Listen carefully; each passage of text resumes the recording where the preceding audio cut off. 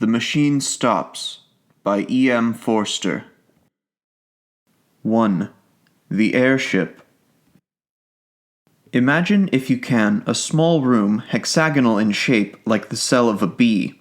It is lighted neither by window nor by lamp, yet it is filled with a soft radiance.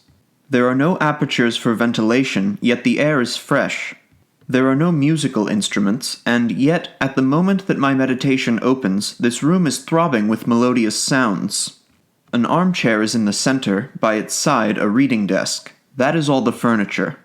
And in the armchair there sits swaddled a lump of flesh, a woman about 5 feet high, with a face as white as a fungus. It is to her that the little room belongs. An electric bell rang. The woman touched a switch and the music was silent. "I suppose I must see who it is," she thought, and set her chair in motion. The chair, like the music, was worked by machinery, and it rolled her to the other side of the room where the bell still rang importunately. "Who is it?" she called. Her voice was irritable, for she had been interrupted often since the music began. She knew several thousand people. In certain directions, human intercourse had advanced enormously. But when she listened into the receiver, her white face wrinkled into smiles, and she said, "Very well, let us talk. I will isolate myself. I do not expect anything important will happen for the next 5 minutes, for I can give you fully 5 minutes, Kuno. Then I must deliver my lecture on Music During the Australian Period." She touched the isolation knob so that no one else could speak to her. Then she touched the lighting apparatus, and the little room was plunged into darkness. "Be quick," she called, her irritation returning. "Be quick, Kuno. Here I am in the dark, wasting my time." But it was fully 15 seconds before the round plate that she held in her hands began to glow. A faint blue light shot across it, darkening to purple, and presently she could see the image of her son, who lived on the other side of the earth, and he could see her. "Kuno, how slow you are!" He smiled gravely. "I really believe you enjoy dawdling." "I have called you before, Mother, but you were always busy or isolated. I have something particular to say." "What is it, dearest boy? Be quick. Why could you not send it by pneumatic post?" "Because I prefer saying such a thing. I want—" "Well?" "I want you to come and see me." Vashti watched his face in the blue plate. "But I can see you," she exclaimed. "What more do you want?" "I want to see you not through the machine," said Kuno. "I want to speak to you not through the wearisome machine." "Oh, hush," said his mother, vaguely shocked. "You mustn't say anything against the machine." "Why not?" "One mustn't." "You talk as if a god had made the machine," cried the other. "I believe that you pray to it when you are unhappy. Men made it. Do not forget that. Great men, but men. The machine is much, but it is not everything. I see something like you in this plate, but I do not see you. I hear something like you through this telephone, but I do not hear you. That is why I want you to come. Pay me a visit so that we can meet face to face and talk about the hopes that are in my mind." She replied that she could scarcely spare the time for a visit. "The airship barely takes 2 days to fly between me and you." "I dislike airships." "Why?" "I dislike seeing the horrible brown earth and the sea and the stars when it is dark. I get no ideas in an airship." "I do not get them anywhere else." "What kind of ideas can the air give you?" He paused for an instant. "Do you not know 4 big stars that form an oblong, and 3 stars close together in the middle of the oblong, and hanging from these stars 3 other stars?" "No, I do not. I dislike the stars. But did they give you an idea? How interesting. Tell me." "I had an idea that they were like a man." "I do not understand." "The 4 big stars are the man's shoulders and his knees. The 3 stars in the middle are like the belts that men once wore, and the 3 stars hanging are like a sword." "A sword?" "Men carried swords about with them, to kill animals and other men." "It does not strike me as a very good idea, but it is certainly original. When did it come to you first?" "In the airship." He broke off, and she fancied that he looked sad. She could not be sure, for the machine did not transmit nuances of expression. It only gave a general idea of people, An idea that was good enough for all practical purposes, Vashti thought. The imponderable bloom, declared by a discredited philosophy to be the actual essence of intercourse, was rightly ignored by the machine, just as the imponderable bloom of the grape was ignored by the manufacturers of artificial fruit. Something good enough had long since been accepted by our race. The truth is, he continued, that I want to see these stars again. They are curious stars. I want to see them not from the airship, but from the surface of the earth, as our ancestors did thousands of years ago. I want to visit the surface of the earth. She was shocked again. Mother, you must come, if only to explain to me what is the harm of visiting the surface of the earth. No harm, she replied, controlling herself, but no advantage. The surface of the earth is only dust and mud, no advantage. The surface of the earth is only dust and mud, no life remains on it, and you would need a respirator, or the cold of the outer air would kill you. One dies immediately in the outer air. I know. Of course I shall take all precautions. And besides... Well? She considered and chose her words with care. Her son had a queer temper, and she wished to dissuade him from the expedition. It is contrary to the spirit of the age, she asserted. Do you mean by that, contrary to the machine? In a sense, but... His image in the blue plate faded. Kuno! He had isolated himself. For a moment Vashti felt lonely. Then she generated the light, and the sight of her room, flooded with radiance and studded with electric buttons, revived her. There were buttons and switches everywhere. Buttons to call for food, for music, for clothing. There was the hot bath button, by pressure of which a basin of imitation marble rose out of the floor, filled to the brim with a warm deodorized liquid. There was the cold bath button. There was the button that produced literature. And there were, of course, the buttons by which she communicated with her friends. The room, though it contained nothing, was in touch with all that she cared for in the world.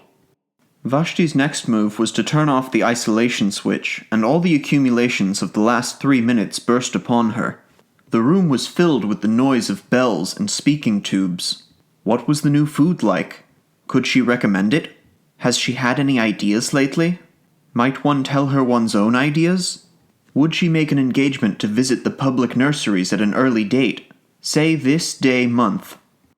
To most of these questions she replied with irritation, a growing quality in that accelerated age. She said that the new food was horrible, that she could not visit the public nurseries through press of engagements, that she had no ideas of her own but had just been told one, that 4 stars and 3 in the middle were like a man. She doubted there was much in it. Then she switched off her correspondence, for it was time to deliver her lecture on Australian music. The clumsy system of public gatherings had long since been abandoned. Neither Vashti nor her audience stirred from their rooms. Seated in her armchair she spoke, while they, in their armchairs, heard her fairly well and saw her fairly well. She opened with a humorous account of music in the pre-Mongolian epoch and went on to describe the great outburst of song that followed the Chinese conquest. Remote and primeval as were the methods of ᾊᚨᚱᚹᚁᚃ and the Brisbane school, she yet felt, she said, that study of them might repay the musicians of today. They had freshness. They had, above all, ideas. Her lecture, which lasted 10 minutes, was well received, and at its conclusion she and many of her audience listened to a lecture on the sea. There were ideas to be got from the sea. The speaker had donned a respirator and visited it lately. Then she fed, talked to many friends, had a bath, talked again, and summoned her bed. The bed was not to her liking. It was too large, and she had a feeling for a small bed. Complaint was useless, for beds were of the same dimension all over the world, and to have had an alternative size would have involved vast alterations in the machine. Vashti isolated herself. It was necessary, for neither day nor night existed under the ground, and reviewed all that had happened since she had summoned the bed last. Ideas? Scarcely any. Events? Was Kuno's invitation an event? By her side, on the little reading desk, was a survival from the ages of litter. One book. This was the book of the machine. In it were instructions against every possible contingency. If she was hot or cold or dyspeptic or at a loss for a word, she went to the book and it told her which button to press. The Central Committee published it. In accordance with a growing habit, it was richly bound. Sitting up in the bed, she took it reverently in her hands. She glanced round the glowing room as if someone might be watching her. Then, half ashamed, half joyful, she murmured, "Oh, machine! Oh, machine!" and raised the volume to her lips. Thrice she kissed it, thrice inclined her head, thrice she felt the delirium of acquiescence. Her ritual performed, she turned to page 1367, which gave the times of the departure of the airships from the island in the southern hemisphere, under whose soil she lived, to the island in the northern hemisphere, whereunder lived her son. She thought, "I have not the time." She made the room dark and slept. She awoke and made the room light. She ate and exchanged ideas with her friends, and listened to music and attended lectures. She made the room dark and slept. Above her, beneath her, and around her, the machine hummed eternally. She did not notice the noise, for she had been born with it in her ears. The earth, carrying her, hummed as it sped through silence, turning her now to the invisible sun, now to the invisible stars. She awoke and made the room light. "Kuno!" "I will not talk to you," he answered, "until you come." "Have you been on the surface of the earth since we spoke last?" His image faded. Again she consulted the book. She became very nervous and lay back in her chair palpitating. Think of her as without teeth or hair. Presently she directed the chair to the wall and pressed an unfamiliar button. The wall swung apart slowly. Through the opening she saw a tunnel that curved slightly, so that its goal was not visible. Should she go to see her son, here was the beginning of the journey. Of course, she knew all about the communication system. There was nothing mysterious in it. She would summon a car and it would fly with her down the tunnel until it reached the lift that communicated with the airship station. The system had been in use for many, many years, long before the universal establishment of the machine. And of course she had studied the civilization that had immediately preceded her own. The civilization that had mistaken the functions of the system and had used it for bringing people to things instead of for bringing things to people. Those funny old days when men went for change of air instead of changing the air in their rooms. And yet, she was frightened of the tunnel. She had not seen it since her last child was born. It curved, but not quite as she remembered. It was brilliant, but not quite as brilliant as a lecturer had suggested. Vashti was seized with the terrors of direct experience. She shrank back into the room, and the wall closed up again. "Kuno," she said, "I cannot come to see you. I am not well." Immediately an enormous apparatus fell onto her out of the ceiling. A thermometer was automatically laid upon her heart. She lay powerless. Cool pads soothed her forehead. Kuno had telegraphed to her doctor. So the human passions still blundered up and down in the machine. Vashti drank the medicine that the doctor projected into her mouth, and the machinery retired into the ceiling. The voice of Kuno was heard asking how she felt. "Better." Then with irritation, "But why do you not come to me instead?" "Because I cannot leave this place." "Why?" "Because, any moment, something tremendous may happen." "Have you been on the surface of the earth yet?" "Not yet." "Then what is it?" "I will not tell you through the machine." She resumed her life. But she thought of Kuno as a baby, his birth, his removal to the public nurseries, her own visit to him there, his visits to her, visits which stopped when the machine had assigned him a room on the other side of the earth. "Parents, duties of," said the book of the machine, "cease at the moment of birth. P.422327483. True, but there was something special about Kuno. Indeed, there had been something special about all her children, and, after all, she must brave the journey if he desired it. And something tremendous might happen. What did that mean?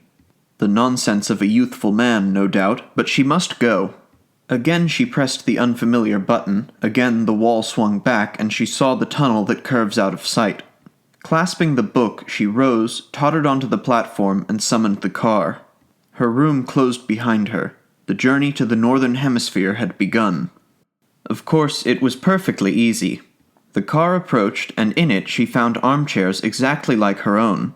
When she signaled, it stopped, and she tottered into the lift. One other passenger was in the lift, the first fellow creature she had seen face to face for months. Few traveled in these days, for, thanks to the advance of science, the Earth was exactly alike all over. Rapid intercourse, from which the previous civilization had hoped so much, had ended by defeating itself. What was the good of going to Peking when it was just like Shrewsbury? Why return to Shrewsbury when it would all be like Peking? Men seldom moved their bodies. All unrest was concentrated in the soul. The airship service was a relic from the former age. It was kept up because it was easier to keep it up than to stop or diminish it, but it now far exceeded the wants of the population. Vessel after vessel would rise from the vomitories of Rye or of Christchurch, I use the antique names, would sail into the crowded sky and would draw up at the wharves of the south, empty. So nicely adjusted was the system, so independent of meteorology, that the sky, whether calm or cloudy, resembled a vast kaleidoscope whereon the same patterns periodically recurred. The ship on which Vashti sailed started now at sunset, now at dawn. But always, as it passed above Reims, it would neighbor the ship that served between Helsingfors and the Brazils, and every third time it surmounted the Alps, the fleet of Palermo would cross its track behind. Night and day, wind and storm, tide and earthquake impeded man no longer. He had harnessed Leviathan. All the old literature, with its praise of nature and its fear of nature, rang false as the prattle of a child.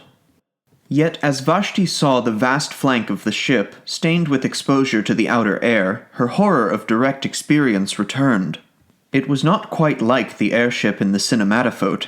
For one thing, it smelt. Not strongly or unpleasantly, but it did smell, and with her eyes shut she would have known that a new thing was close to her. Then she had to walk to it from the lift, had to submit to glances from the other passengers. The man in front dropped his book. No great matter, but it disquieted them all. In the rooms, if the book was dropped, the floor raised it mechanically, but the gangway to the airship was not so prepared, and the sacred volume lay motionless. They stopped. The thing was unforeseen, and the man, instead of picking up his property, felt the muscles of his arm to see how they had failed him. Then someone actually said with direct utterance, "We shall be late," and they trooped on board, Vashti treading on the pages as she did so. Inside, her anxiety increased. The arrangements were old-fashioned and rough. There was even a female attendant to whom she would have to announce her wants during the voyage. Of course, a revolving platform ran the length of the boat, but she was expected to walk from it to her cabin. Some cabins were better than others, and she did not get the best. She thought the attendant had been unfair, and spasms of rage shook her. The glass valves had closed. She could not go back. She saw, at the end of the vestibule, the lift in which she had ascended going quietly up and down, empty. Beneath those corridors of shining tiles were rooms, tier below tier, reaching far into the earth, and in each room there sat a human being, eating, or sleeping, or producing ideas. And buried deep in the hive was her own room. Vashti was afraid. "Oh, machine," she murmured, and caressed her book, and was comforted. Then the sides of the vestibule seemed to melt together, as do the passages that we see in dreams. The lift vanished, the book that had been dropped slid to the left and vanished, polished tiles rushed by like a stream of water. There was a slight jar, and the airship, issuing from its tunnel, soared above the waters of a tropical ocean. It was night. For a moment she saw the coast of Sumatra edged by the phosphorescence of waves and crowned by lighthouses still sending forth their disregarded beams. These also vanished, and only the stars distracted her. They were not motionless, but swayed to and fro above her head, thronging out of one skylight into another, as if the universe, and not the airship, was careening. And, as often happens on clear nights, they seemed now to be in perspective, now on a plane, now piled tier beyond tier into the infinite heavens, now concealing infinity, a roof limiting forever the visions of men. In either case they seemed intolerable.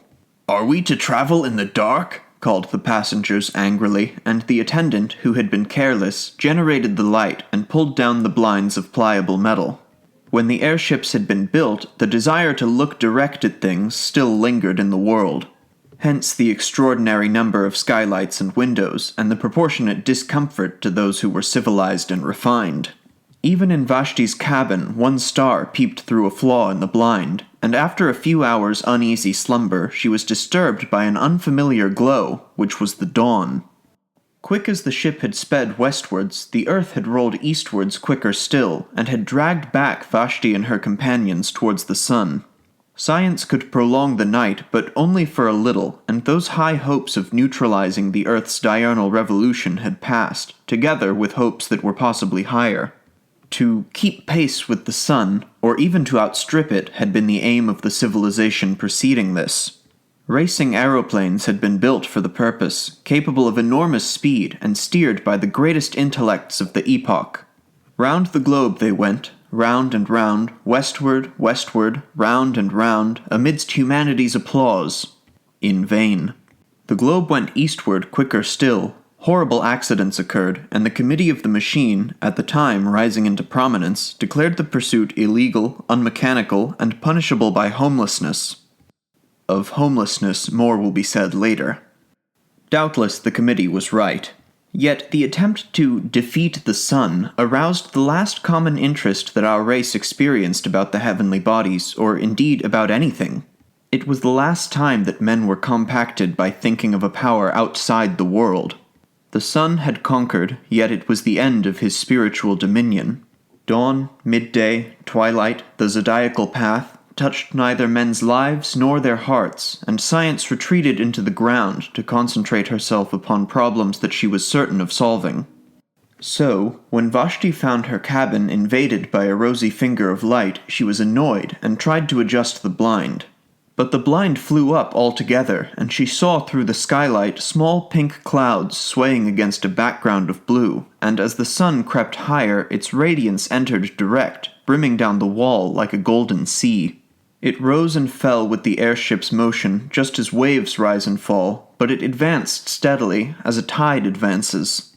Unless she were careful, it would strike her face. A spasm of horror shook her, and she rang for the attendant.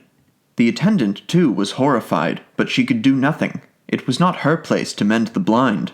She could only suggest that the lady should change her cabin, which she accordingly prepared to do. People were almost exactly alike all over the world, but the attendant of the airship, perhaps owing to her exceptional duties, had grown a little out of the common. She had often to address passengers with direct speech, and this had given her a certain roughness and originality of manner. When Vashti swerved away from the sunbeams with a cry, she behaved barbarically. She put out her hand to steady her. "How dare you!" exclaimed the passenger. "You forget yourself!" The woman was confused and apologized for not having let her fall. People never touched one another. The custom had become obsolete owing to the machine. "Where are we now?" asked Vashti haughtily. "We are over Asia," said the attendant, anxious to be polite. "Asia? You must excuse my common way of speaking. I have got into the habit of calling places over which I pass by their unmechanical names." "Oh, I remember Asia. The Mongols came from it." Beneath us, in the open air, stood a city that was once called Shimla. "Have you ever heard of the Mongols and of the Brisbane school?" "No." "Brisbane also stood in the open air. Those mountains to the right, let me show you them." She pushed back a metal blind. The main chain of the Himalayas was revealed. "They were once called the roof of the world, those mountains." "What a foolish name!" "You must remember that, before the dawn of civilization, they seemed to be an impenetrable wall that touched the stars. It was supposed that no one but the gods could exist above their summits. How we have advanced, thanks to the machine." "How we have advanced, thanks to the machine," said Vashti. "How we have advanced, thanks to the machine," echoed the passenger who had dropped his book the night before, and who was standing in the passage. "And that white stuff in the cracks? What is it?" "I have forgotten its name." "Cover the window, please. These mountains give me no ideas." The northern aspect of the Himalayas was in deep shadow. On the Indian slope, the sun had just prevailed. The forests had been destroyed during the literature epoch for the purpose of making newspaper pulp, but the snows were awakening to their morning glory, and clouds still hung on the breasts of Kanchenjunga. In the plain were seen the ruins of cities, with diminished rivers creeping by their walls, and by the sides of these were sometimes the signs of vomitories, marking the cities of today. Over the whole prospect airships rushed, crossing the intercrossing with incredible aplomb, and rising nonchalantly when they desired to escape the perturbations of the lower atmosphere and to traverse the roof of the world. "We have indeed advanced, thanks to the machine," repeated the attendant, and hid the Himalayas behind a metal blind. The day dragged wearily forward. The passengers sat each in his cabin, avoiding one another with an almost physical repulsion, and longing to be once more under the surface of the earth. There were 8 or 10 of them, mostly young males, sent from the public nurseries to inhabit the rooms of those who had died in various parts of the earth. The man who had dropped his book was on the homeward journey. He had been sent to Sumatra for the purpose of propagating the race. Vashti alone was traveling by her private will. At midday she took a second glance at the earth. The airship was crossing another range of mountains, but she could see little owing to clouds. Masses of black rock hovered below her and merged indistinctly into gray. Their shapes were fantastic. One of them resembled a prostrate man. "No ideas here," murmured Vashti, and hid the Caucasus behind a metal blind. In the evening she looked again. They were crossing a golden sea in which lay many small islands and one peninsula. She repeated, "No ideas here," and hid Greece behind a metal blind. 2. The Mending Apparatus. By a vestibule, by a lift, by a tubular railway, by a platform, by a sliding door, by reversing all the steps of her departure did Vashti arrive at her son's room, which exactly resembled her own. She might well declare that the visit was superfluous. The buttons, the knobs, the reading desk with the book, the temperature, the atmosphere, the illumination, all were exactly the same. And if Kuno himself, flesh of her flesh, stood close beside her at last, what profit was there in that? She was too well bred to shake him by the hand. Averting her eyes, she spoke as follows. "Here I am. I have had the most terrible journey and greatly retarded the development of my soul. It is not worth it, Kuno, it is not worth it. My time is too precious. The sunlight almost touched me, and I have met with the rudest people. I can only stop a few minutes. Say what you want to say, and then I must return." "I have been threatened with homelessness," said Kuno. She looked at him now. "I have been threatened with homelessness, and I could not tell you such a thing through the machine. Homelessness means death. The victim is exposed to the air, which kills him. I have been outside since I spoke to you last. The tremendous thing has happened, and they have discovered me." "But why shouldn't you go outside?" she exclaimed. "It is perfectly legal, perfectly mechanical to visit the surface of the earth. I have lately been to a lecture on the sea. There is no objection to that. One simply summons a respirator and gets an egression permit. It is not the kind of thing that spiritually minded people do, and I begged you not to do it, but there is no legal objection to it." "I did not get an egression permit." "Then how did you get out?" "I found out a way of my own." The phrase conveyed no meaning to her, and he had to repeat it. "A way of your own?" she whispered. "But that would be wrong." "Why?" The question shocked her beyond measure. "You are beginning to worship the machine," he said coldly. "You think it irreligious of me to have found a way out of my own. It was just what the committee thought when they threatened me with homelessness." At this she grew very angry. "I worship nothing," she cried. "I am most advanced. I don't think you irreligious, for there is no such thing as religion left. All the fear and the superstition that existed once have been destroyed by the machine. I only meant that to find a way out of your own was... Besides, there is no new way out." "So it is always supposed." "Except through the vomitories, for which one must have an egression permit, it is impossible to get out. The book says so." "Well, the book's wrong, for I have been out on my feet." For Kuno was possessed of a certain physical strength. By these days it was a demerit to be muscular. Each infant was examined at birth, and all who promised undue strength were destroyed. Humanitarians may protest, but it would have been no true kindness to let an athlete live. He would never have been happy in that state of life to which the machine had called him. He would have yearned for trees to climb, rivers to bathe in, meadows and hills against which he might measure his body. Man must be adapted to his surroundings, must he not? In the dawn of the world, our weakly must be exposed on Mount ᚊᚨᚱᚹᚁ. In its twilight, our strong will suffer euthanasia, that the machine may progress, that the machine may progress, that the machine may progress eternally. You know that we have lost the sense of space. We say space is annihilated, but we have annihilated not space, but the sense thereof. We have lost a part of ourselves. I determined to recover it, and I began by walking up and down the platform of the railway outside my room. Up and down until I was tired, and so did recapture the meaning of near and far.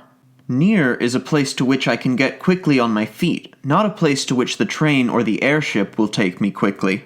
Far is a place to which I cannot get quickly on my feet. The vomitory is far, though I could be there in 38 seconds by summoning the train. Man is the measure. That was my first lesson.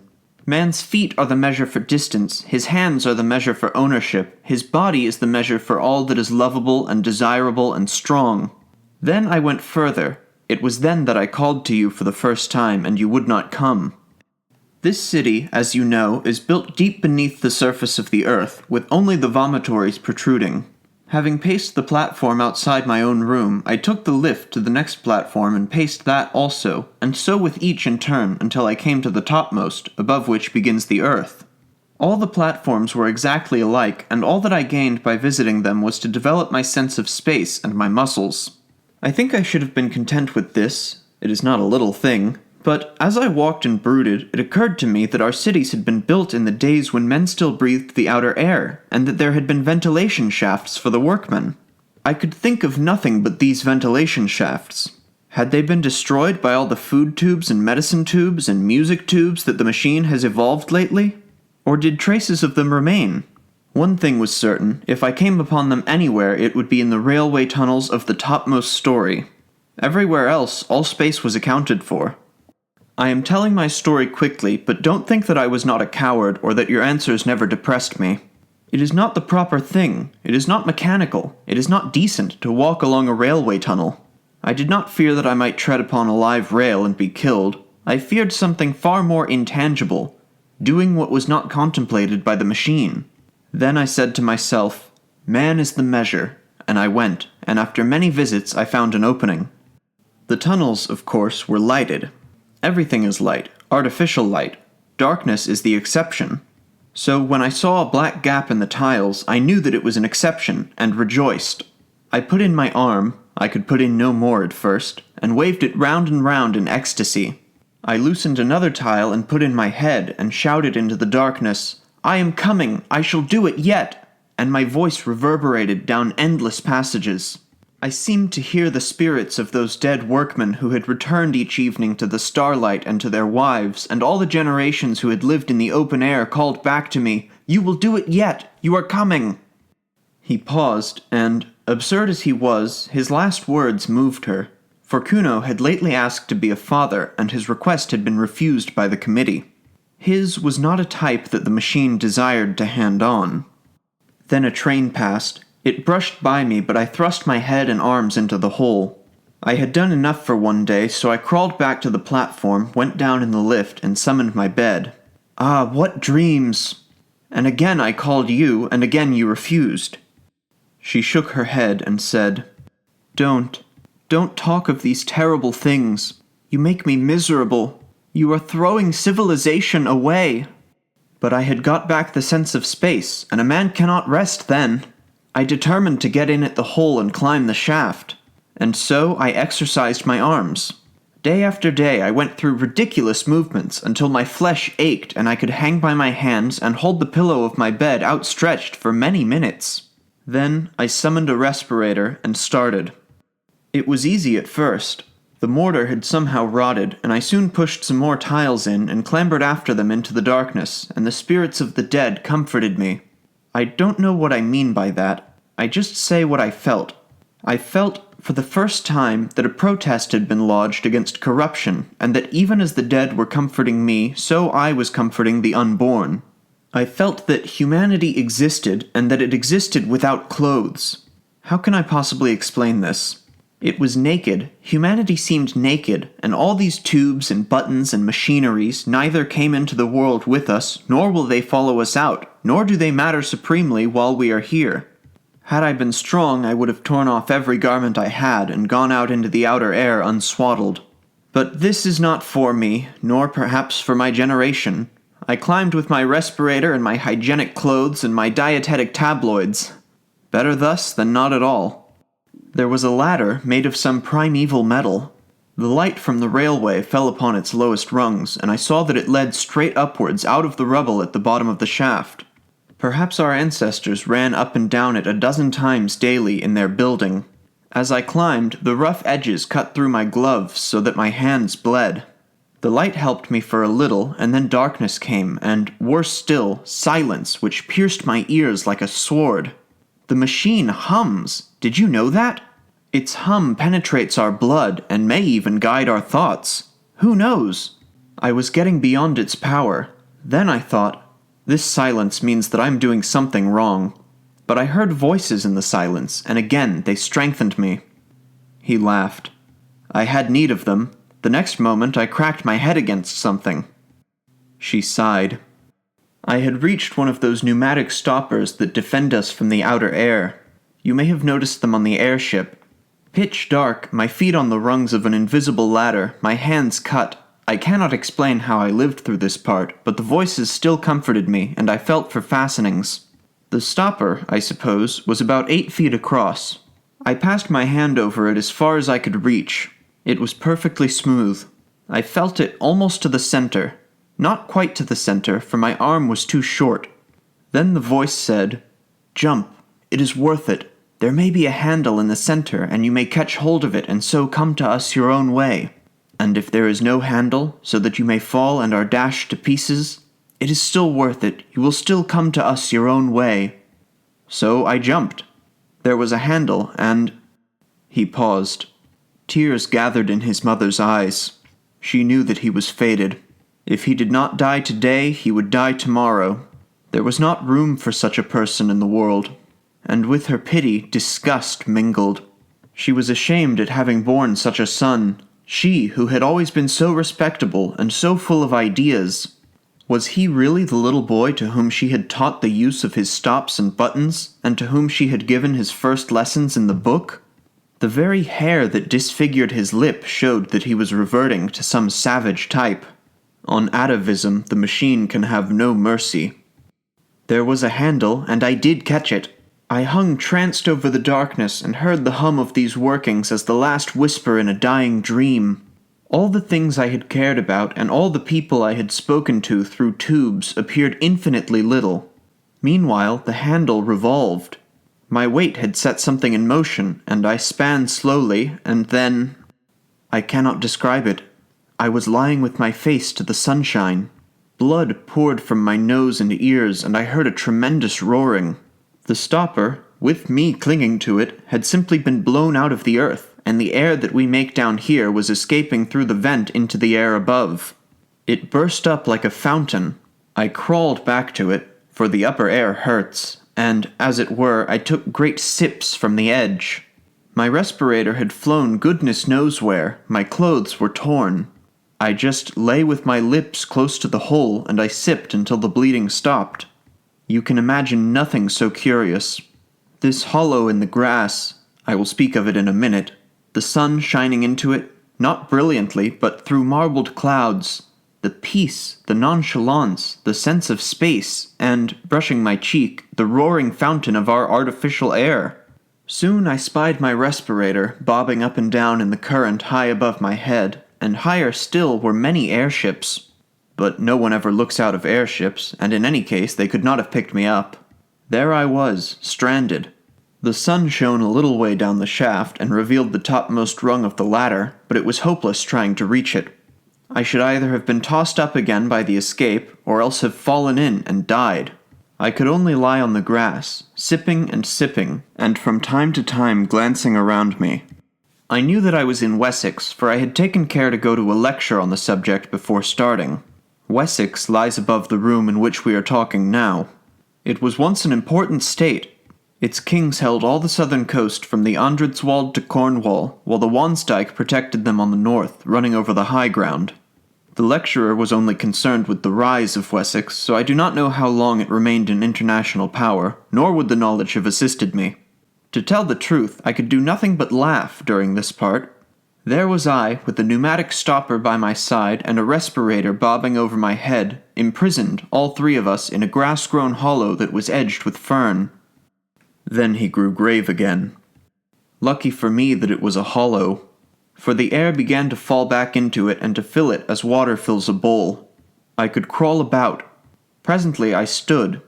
I breathed a mixture in which the air that hurts predominated whenever I tried to climb the sides. This was not so bad. I had not lost my tabloids and remained ridiculously cheerful, and as for the machine, I forgot about it altogether. My one aim now was to get to the top, where the ferns were, and to view whatever objects lay beyond.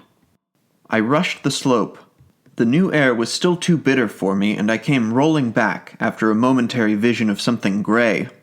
The sun grew very feeble, and I remembered that he was in Scorpio. I had been to a lecture on that, too.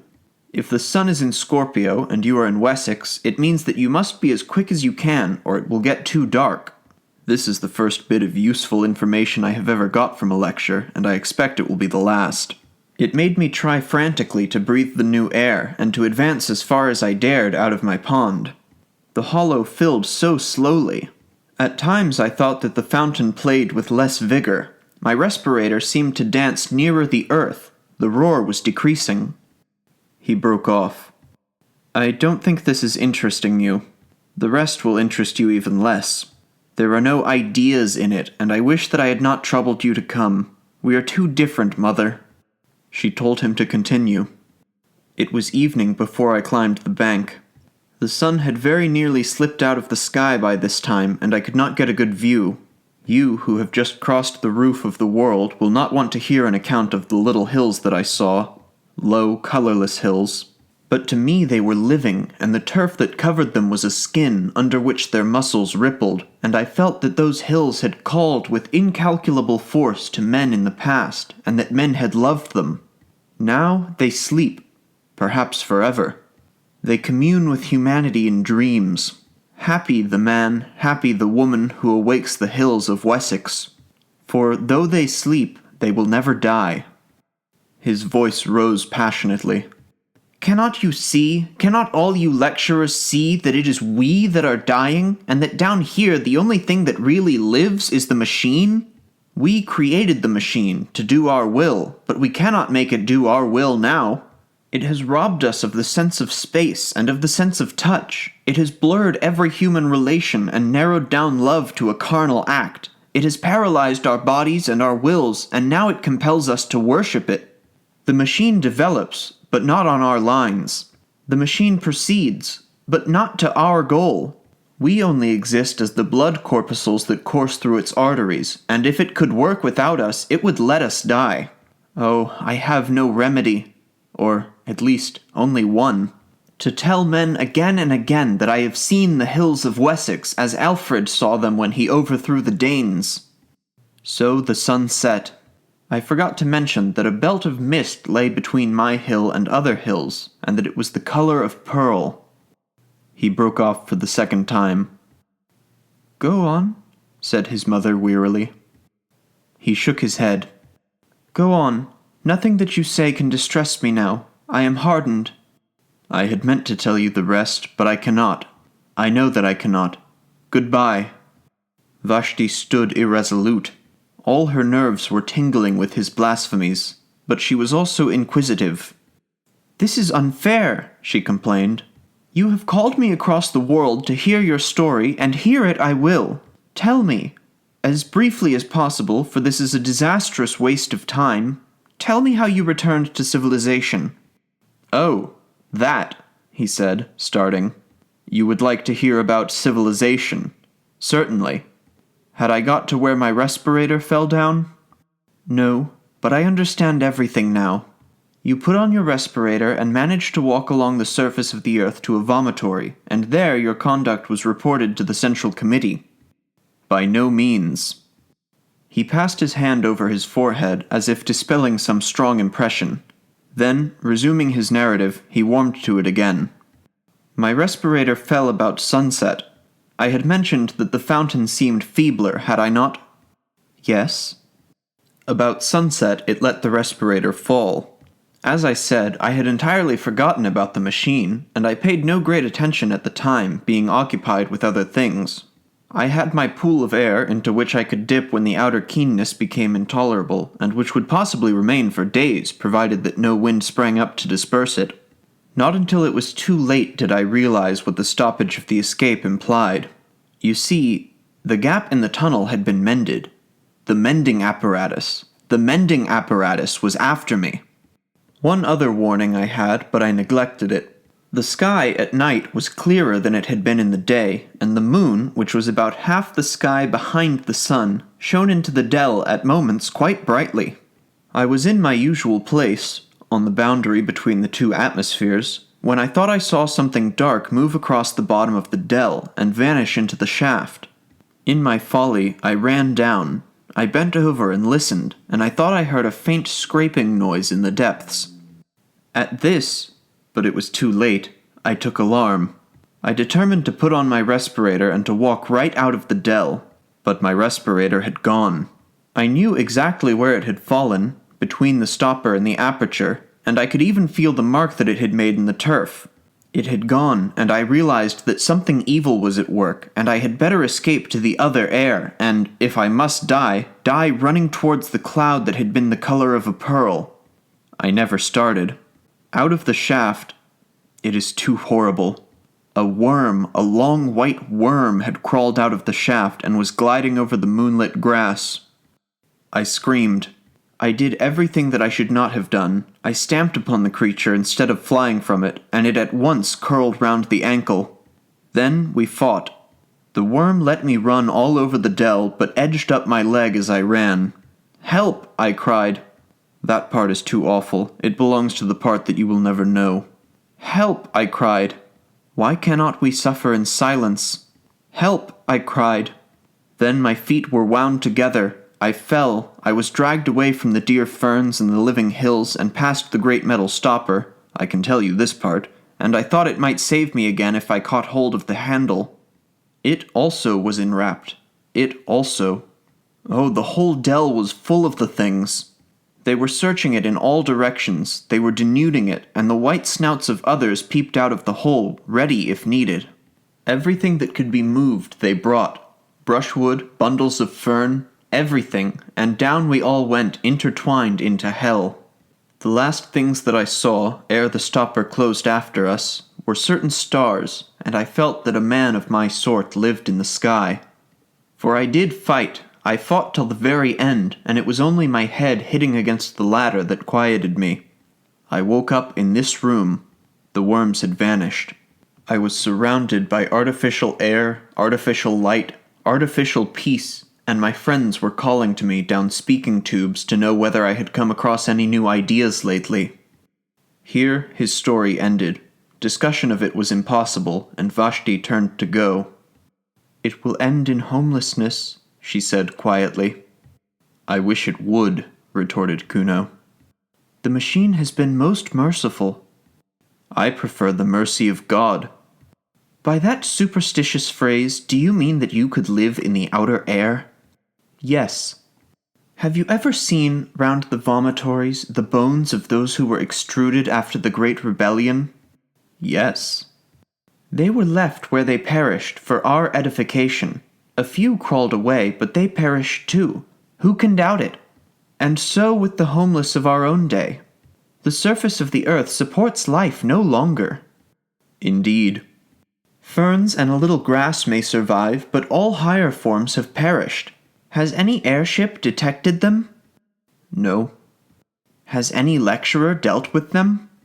"No." "Then why this obstinacy?" "Because I have seen them," he exploded. "Seen what?" "Because I have seen her in the twilight." because she came to my help when I called. Because she, too, was entangled by the worms, and, luckier than I, was killed by one of them piercing her throat." He was mad. Vashti departed, nor, in the troubles that followed, did she ever see his face again. 3. The Homeless. During the years that followed Kuno's escapade, two important developments took place in the machine. On the surface they were revolutionary, but in either case men's minds had been prepared beforehand, and they did but express tendencies that were latent already. The first of these was the abolition of respirators. Advanced thinkers like Vashti had always held it foolish to visit the surface of the earth. Airships might be necessary, but what was the good of going out for mere curiosity and crawling along for a mile or two in a terrestrial motor? The habit was vulgar and perhaps faintly improper. It was unproductive of ideas and had no connection with the habits that really mattered. So, respirators were abolished, and with them, of course, the terrestrial motors, and, except for a few lecturers who complained that they were debarred access to their subject matter, the development was accepted quietly. Those who still wanted to know what the Earth was like had, after all, only to listen to some gramophone or to look into some cinematophote. And even the lecturers acquiesced when they found that a lecture on the sea was none the less stimulating when compiled out of other lectures that had already been delivered on the same subject. "Beware of first-hand ideas," exclaimed one of the most advanced of them. "First-hand ideas do not really exist.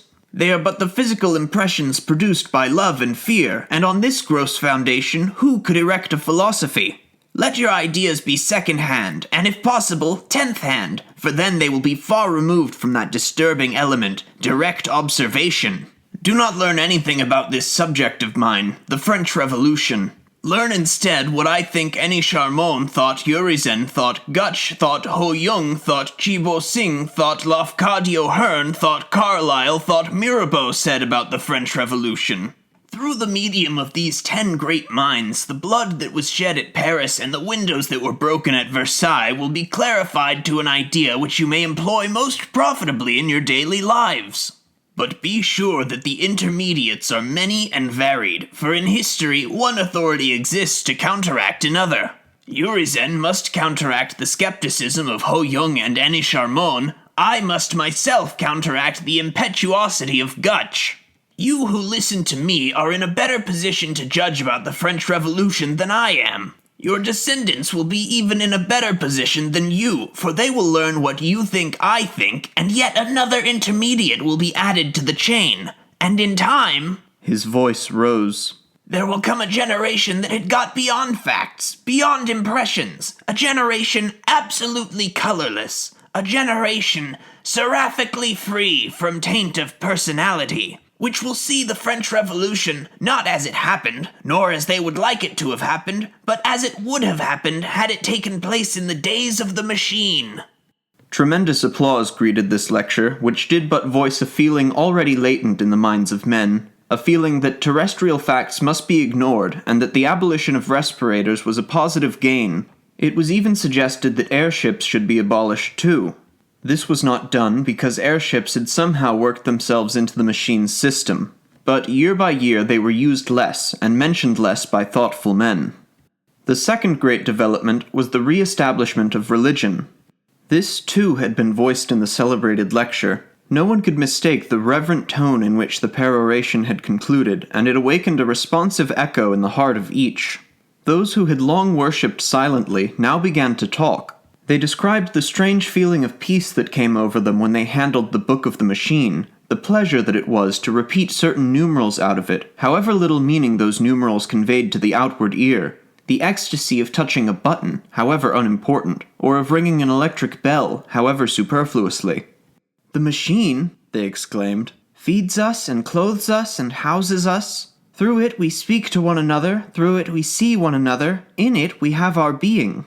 The machine is the friend of ideas and the enemy of superstition. The machine is omnipotent, eternal. Blessed is the machine."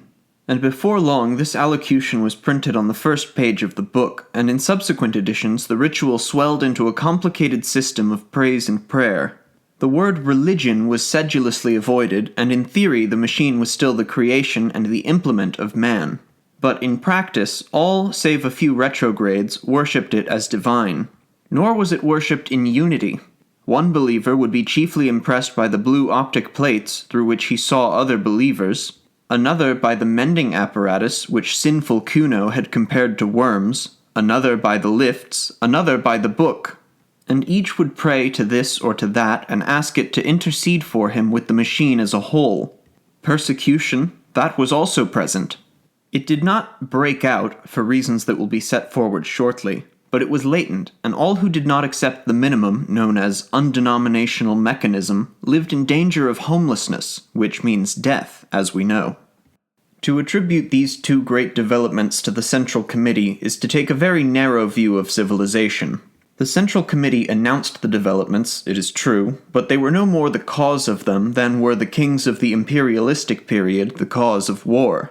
Rather did they yield to some invincible pressure which came no one knew whither, and which, when gratified, was succeeded by some new pressure equally invincible. To such a state of affairs it is convenient to give the name of progress. No one confessed the machine was out of hand. Year by year it was served with increased efficiency and decreased intelligence. The better a man knew his duties upon it, the less he understood the duties of his neighbor, and in all the world there was not one who understood the monster as a whole. Those master brains had perished. They had left full directions, it is true, and their successors had each of them mastered a portion of those directions. But humanity, in its desire for comfort, had overreached itself. It had exploited the riches of nature too far. Quietly and complacently it was sinking into decadence, and progress had come to mean the progress of the machine. As for Vashti, her life went peacefully forward until the final disaster. She made the room dark and slept. She awoke and made the room light. She lectured and attended lectures. She exchanged ideas with her innumerable friends and believed she was growing more spiritual. At times, a friend was granted euthanasia and left his or her room for the homelessness that is beyond all human conception. Vashti did not much mind. After an unsuccessful lecture, she would sometimes ask for euthanasia herself. But the death rate was not permitted to exceed the birth rate, and the machine had hitherto refused it to her. The troubles began quietly, long before she was conscious of them. One day she was astonished at receiving a message from her son. They never communicated, having nothing in common, and she had only heard indirectly that he was still alive, and had been transferred from the northern hemisphere, where he had behaved so mischievously, to the southern, indeed, to a room not far from her own. "Does he want me to visit him?" she thought. "Never again, never, and I have not the time." No, it was madness of another kind. He refused to visualize his face upon the blue plate, and speaking out of the darkness, with solemnity, said, "The machine stops." "What do you say?" "The machine is stopping. I know it. I know the signs." She burst into a peal of laughter. He heard her and was angry, and they spoke no more. "Can you imagine anything more absurd?" she cried to a friend. "A man who was my son believes that the machine is stopping. It would be impious if it was not mad." "The machine is stopping?" her friend replied. "What does that mean? The phrase conveys nothing to me." "Nor to me."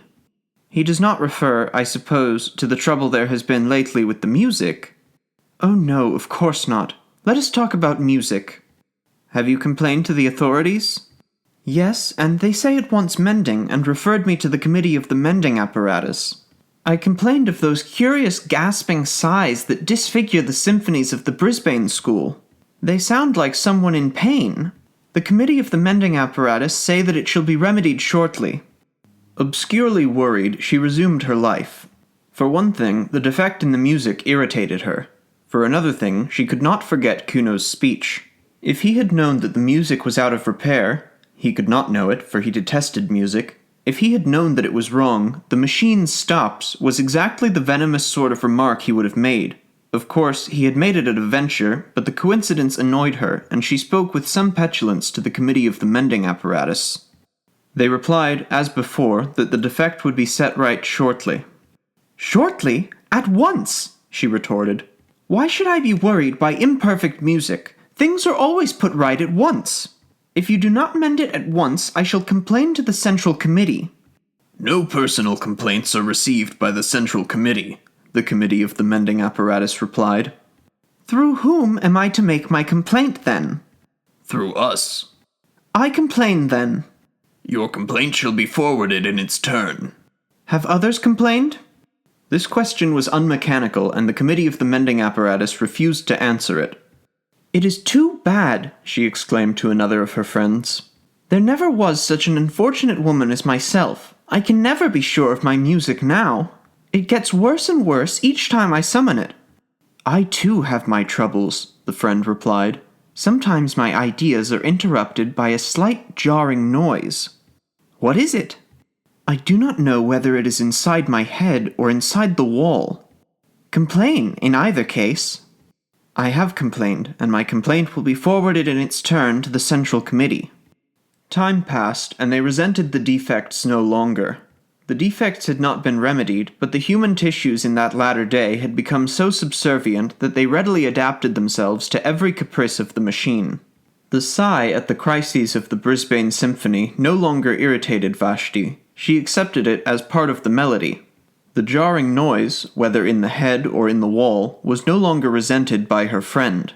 And so with the moldy artificial fruit, so with the bathwater that began to stink, so with the defective rhymes that the poetry machine had taken to emit.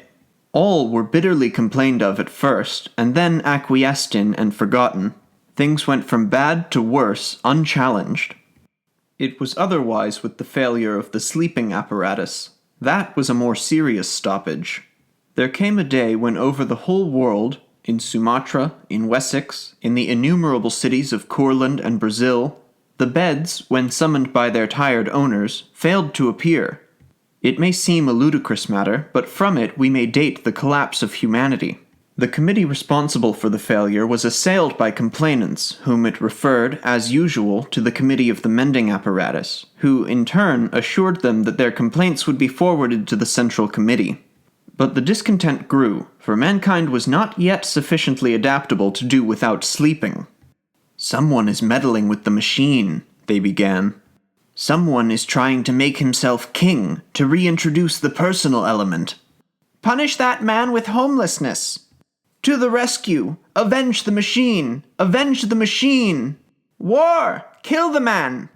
But the Committee of the Mending Apparatus now came forward and allayed the panic with well-chosen words. It confessed that the mending apparatus was itself in need of repair. The effect of this frank confession was admirable. "Of course," said a famous lecturer, he of the French Revolution, who gilded each new decay with splendor. "Of course we shall not press our complaints now. The mending apparatus has treated us so well in the past that we all sympathize with it and will wait patiently for its recovery. In its own good time it will resume its duties. Meanwhile, let us do without our beds, our tabloids, our other little wants. Such, I feel sure, would be the wish of the machine." Thousands of miles away his audience applauded. The machine still linked them. Under the seas, beneath the roots of the mountains, ran the wires through which they saw and heard, the enormous eyes and ears that were their heritage, and the hum of many workings clothed their thoughts in one garment of subserviency.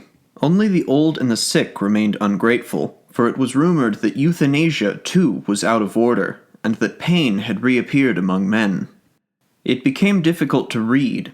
A blight entered the atmosphere and dulled its luminosity. At times Vashti could scarcely see across her room. The air, too, was foul.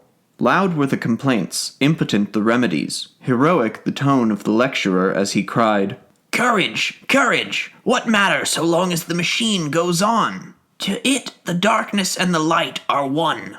And though things improved again after a time, the old brilliancy was never recaptured, and humanity never recovered from its entrance into twilight. There was a hysterical talk of measures, of provisional dictatorship, and the inhabitants of Sumatra were asked to familiarize themselves with the workings of the central power station, the said power station being situated in France. But for the most part, panic reigned, and men spent their strength praying to their books, tangible proofs of the machine's omnipotence. There were gradations of terror. At times came rumors of hope. The mending apparatus was almost mended. The enemies of the machine had been got under. New nerve centers were evolving which would do the work even more magnificently than before. But there came a day when, without the slightest warning, without any previous hint of feebleness, the entire communication system broke down, all over the world, and the world, as they understood it, ended. Vashti was lecturing at the time, and her earlier remarks had been punctuated with applause. As she proceeded, the audience became silent, and at the conclusion there was no sound. Somewhat displeased, she called to a friend who was a specialist in sympathy. No sound. Doubtless the friend was sleeping, and so with the next friend whom she tried to summon, and so with the next, until she remembered Kuno's cryptic remark, "The machine stops." The phrase still conveyed nothing. If eternity was stopping, it would of course be set going shortly. For example, there was still a little light and air. The atmosphere had improved a few hours previously. There was still the book, and while there was the book, there was security. Then she broke down, for with the cessation of activity came an unexpected terror. Silence. She had never known silence, and the coming of it nearly killed her. It did kill many thousands of people outright. Ever since her birth she had been surrounded by the steady hum. It was to the ear what artificial air was to the lungs, and agonizing pains shot across her head. And, scarcely knowing what she did, she stumbled forward and pressed the unfamiliar button, the one that opened the door of her cell. Now, the door of the cell worked on a simple hinge of its own. It was not connected with the central power station, dying far away in France. It opened, rousing immoderate hopes in Vashti, for she thought that the machine had been mended. It opened, and she saw the dim tunnel that curved far away towards freedom. One look, and then she shrank back, for the tunnel was full of people. She was almost the last in that city to have taken alarm. People at any time repelled her, and these were nightmares from her worst dreams. People were crawling about, people were screaming, whimpering, gasping for breath, touching each other, vanishing in the dark, and ever and anon being pushed off the platform onto the live rail. Some were fighting round the electric bells, trying to summon trains which could not be summoned. Others were yelling for euthanasia or for respirators, or blaspheming the machine. Others stood at the doors of their cells, fearing, like herself, either to stop in them or to leave them. And behind all the uproar was silence, the silence which is the voice of the earth and of the generations who have gone. No, it was worse than solitude. She closed the door again and sat down to wait for the end. The disintegration went on, accompanied by horrible cracks and rumbling. The valves that restrained the medical apparatus must have weakened, for it ruptured and hung hideously from the ceiling. The floor heaved and fell and flung her from the chair. A tube oozed towards her serpent fashion. And at last the final horror approached. Light began to ebb, and she knew that civilization's long day was closing. She whirled around, praying to be saved from this at any rate, kissing the book, pressing button after button. The uproar outside was increasing, and even penetrated the wall. Slowly the brilliancy of her cell was dimmed, the reflections faded from the metal switches. Now she could not see the reading stand, now not the book, though she held it in her hand. Light followed the flight of sound. Air was following light, and the original void returned to the cavern from which it has so long been excluded. Vashti continued to whirl, like the devotees of an earlier religion, screaming, praying, striking at the buttons with bleeding hands. It was thus that she opened her prison and escaped. Escaped in the spirit. At least, so it seems to me ere my meditation closes. That she escapes in the body, I cannot perceive that. She struck, by chance, the switch that released the door, and the rush of foul air on her skin, the loud throbbing whispers in her ears, told her that she was facing the tunnel again, and that tremendous platform on which she had seen men fighting. They were not fighting now. Only the whispers remained, and the little whimpering groans. They were dying by hundreds out in the dark. She burst into tears. Tears answered her. They wept for humanity, those two, not for themselves. They could not bear that this should be the end. Ere silence was completed, their hearts were opened, and they knew what had been important on the earth. Man, the flower of all flesh, the noblest of all creatures visible, Man, who had once made God in his image and had mirrored his strength on the constellations, beautiful, naked man was dying, strangled in the garments that he had woven. Century after century had he toiled, and here was his reward. Truly the garment had seemed heavenly at first, shot with colors of culture, sewn with the threads of self-denial, and heavenly it had been so long as it was a garment and no more. Man could shed it at will and live by the essence that is his soul, and the essence, equally divine, that is his body. The sin against the body, it was for that they wept in chief. The centuries of wrong against the muscles and the nerves, and those 5 portals by which we can alone apprehend. Glozing it over with talk of evolution until the body was white pap, the home of ideas as colorless, last sloshy stirrings of a spirit that had grasped the stars. "Where are you?" she sobbed. His voice in the darkness said, "Here." "Is there any hope, Kuno?" "None for us." "Where are you?" She crawled over the bodies of the dead. His blood spurted over her hands. "Quicker," he gasped. "I am dying. But we touch, we talk, not through the machine." He kissed her. "We have come back to our own. We die, but we have recaptured life, as it was in Wessex when Alfred overthrew the Danes. We know what they know outside, they who dwelt in the cloud that is the color of a pearl."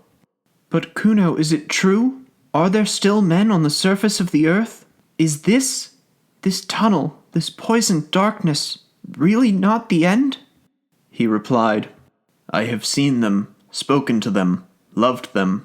They are hiding in the mist and the ferns until our civilization stops. Today they are the homeless. Tomorrow—" "Oh, tomorrow. Some fool will start the machine again tomorrow." "Never," said Kuno. "Never. Humanity has learnt its lesson." As he spoke, the whole city was broken like a honeycomb. An airship had sailed in through the vomitory into a ruined wharf. It crashed downwards, exploding as it went, rendering gallery after gallery with its wings of steel.